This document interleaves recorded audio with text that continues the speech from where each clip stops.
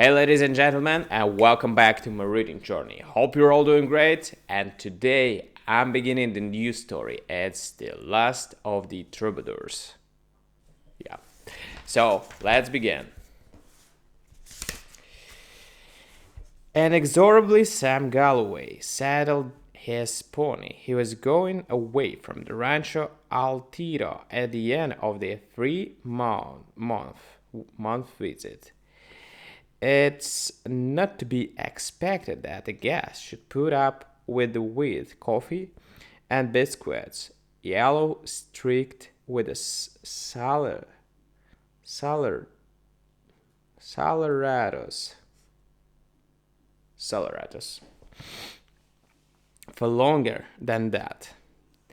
Nick Napoleon, the big Negro man, cook, had never been able to make good biscuits. Once before, when Nick was cooking at the Willow Ranch, Sam had been forced to fly from his cuisine after only a 6 weeks sojourn.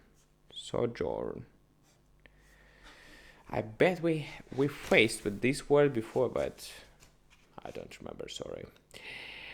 Sojourn. On Sam's face was an expression of sorrow, deepened, not dependent, deepened, sorry.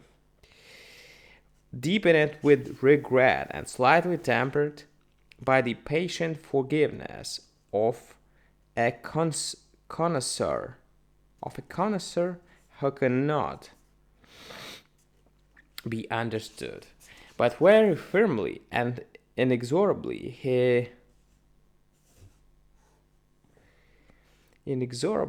he buckled his saddle cinches,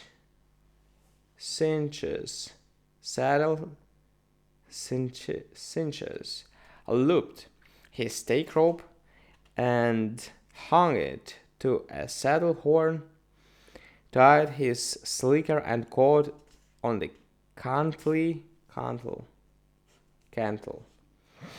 and looped his quirt on his right wrist. Unbelievable. The merry deaths, householders, of the Rancho Alto, men, women, children, and servants, vassals, visitors, employers, dogs, and casual callers, were grouped in the gallery of the ranch house, all with faces sad to tune of melancholy and grief. For, as the coming of Sam Galloway to any ranch camp or cabin between the rivers Frio and Bravo del Norte arose joy, so his departure caused mourning and distress. Distress. Is it kind of lowering stress? Distress. Reducing stress. No idea. And then, during absolute silence, expect for the bumping or a hind elbow, hind or hand, elbow of a hound dog as he pursued a weak flea. Sam tenderly and carefully tied his guitar across his saddle on the top of his slicker and cord. The guitar was in a green dog bag, and if you catch the significance of it, it explains Sam. Sam Galloway was the last of the Troubadours. Of course, you know about the Troubadours. The encyclopedia says they flourished between the 11th and the 13th centuries. What they flourished doesn't seem clear. You may be pretty sure it wasn't a sword. Maybe it was a fiddle bow or a forkful of spaghetti or a lady's scarf. Anyhow, Sam Galloway was one of them. Sam put on a martyred expression as he mounted his pony, but the expression of his face was hilarious compared with the one on his ponies. You can see a pony gets to know his rider mighty well, and it is not unlikely that cow ponies in pastures and at hitching racks had often guide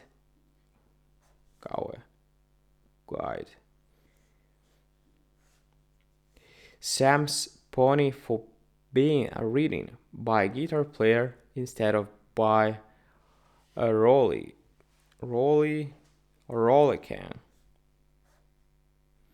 cussing, cussing, rollicking, and quizzing. Old wood cowboy, old wool cowboy.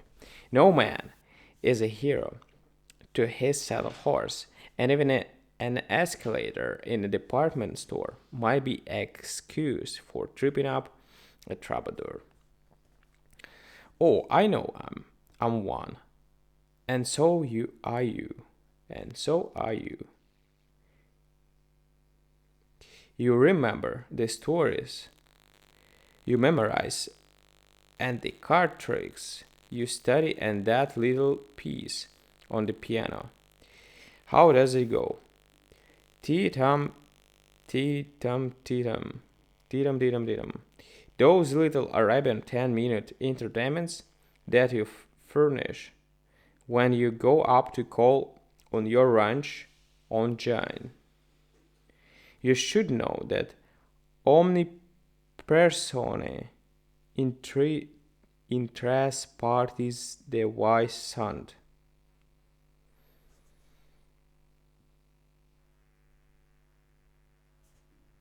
Namely, barons, troubadours, and workers. Barons have no inclination to read such folderol as this, and workers have no time. So I know you must be a troubadour, and that you will understand Sam Galloway. Whether we sing, act, dance, write, lecture, or paint, we are only troubadours, so let us make the worst of it. The pony with Dante Alighieri face, guided by the pressure of Sam's knees, bore that wandering minstrel 16 miles southeastward. Nature was in her most benignant mood. Benignant,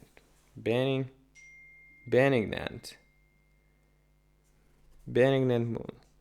League after league of delicate, sweet flowerets, flowerets, made fragrant the gently undulating prayer, undulating prayer, undulating prayer. The east wind tempered the spring warmth. Wool white clouds flying in from the Mexican Gulf.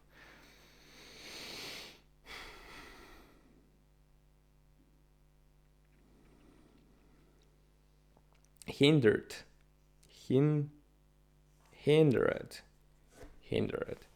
the direct rays of the April sun. Sam sang songs as he rode under his pony's bridle. He had tucked some sprigs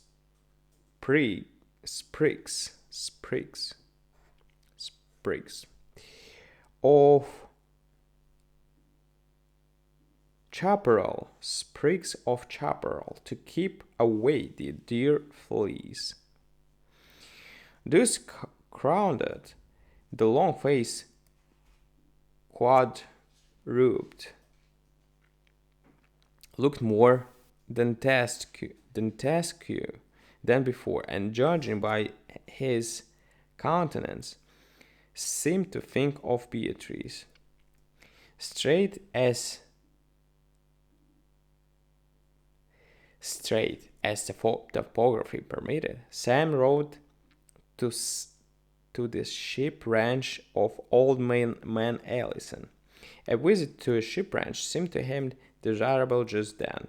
There had been too many people, too much noise, argument, competition, confusion at Rancho Altito. He had never conferred upon old man Allison the favor of sojourning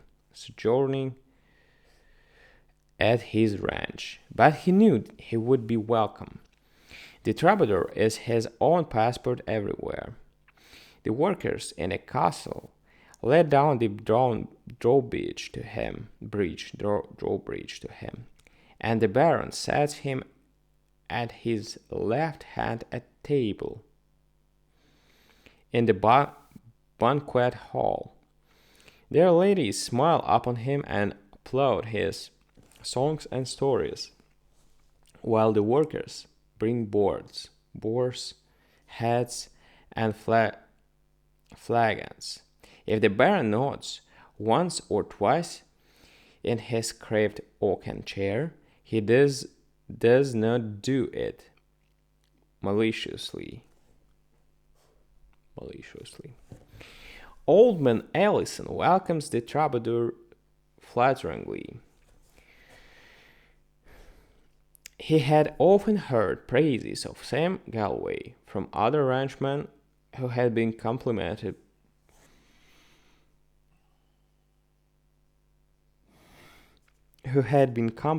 by his visits, but had never aspired to such an honor of his own humble barony. I say barony because old man Allison was the last of the barons. Of course, Bulwer Lytton lived too early to know him, or he wouldn't have conferred that sobriquet upon Warwick. In life, it is the duty and the function of the baron to provide work for the workers and lodging and shelter for the troubadours. Old man Allison was shrunken old man.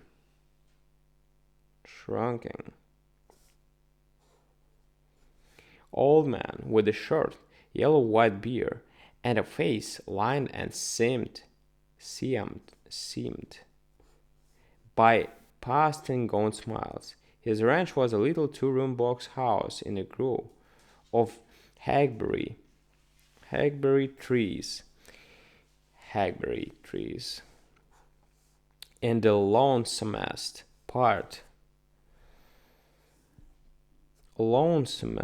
part of the sheep country.